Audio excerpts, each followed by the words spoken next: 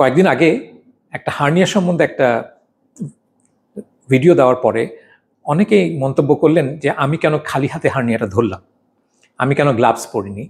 কেউ কেউ একজন বলেছেন যে বিদেশে নাকি সব ডাক্তাররা সবসময় গ্লাভস পরেই এই কাজগুলো করে, সব কিছু গ্লাভস পরেই করে।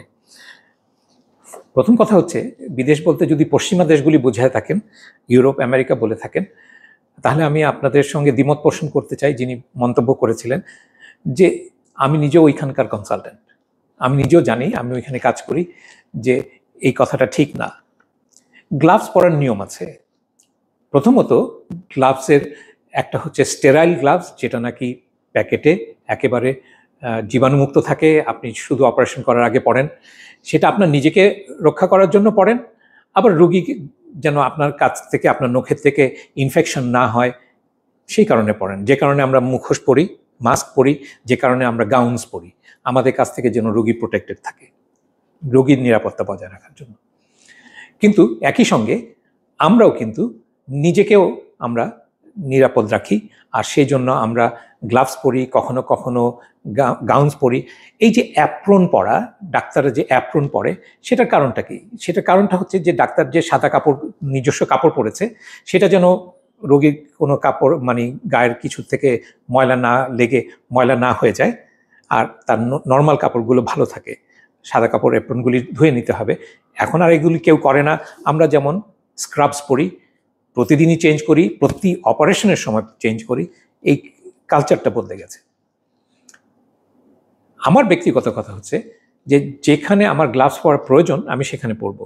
যেমন মনে করেন একটা পায়ে ঘা আছে, আমি ঘাটা দেখার সময় অবশ্যই দেখব, হ্যাঁ গ্লাভস পরবো। বা কারো পায়খানার রাস্তা দেখছি, অবশ্যই করব। অপারেশন করার সময় তো করছি। কিন্তু যেখানে সংক্রমণের কোনো ভয় নেই সেখানে আমার গ্লাভস পরার দরকার নেই।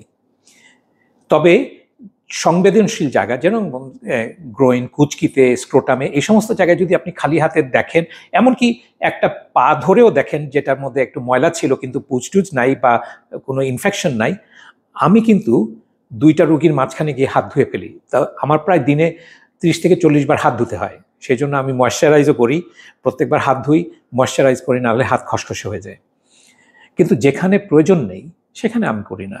যেমন ধরেন একজন রোগীর গায়ে হাত দিয়ে আপনি পালস দেখলেন, পায়ে পালস দেখলেন, পেটে হাত দিলেন, সেখানে প্রয়োজন নাই। রোগীর যদি সংক্রামক কোনো রোগ না থাকে আর আমার মধ্যেও সংক্রামক কিছু না থাকে, তাহলে দরকার নেই। বরঞ্চ আপনি অনাবশ্যকভাবে একটা গ্লাভস পরে আপনি রোগীর সঙ্গে একটা কৃত্রিম দূরত্ব তৈরি করছেন। আমি মনে করি যে যেখানে প্রয়োজন নেই সেখানে রোগীর সঙ্গে অন্তরঙ্গতা দেখাতে হলেও আপনি গ্লাভসটা পরবেন না। আর যদি মনে করেন যে হাত ধুয়ে নেওয়া দরকার, তা তো অবশ্যই আছে। আমার সঙ্গেই, আমার চেম্বারের সঙ্গেই আমাদের একটা ওয়াশরুম আছে। আমার দিনে কমসে কম 30-35 বার এখানে যাওয়া লাগে।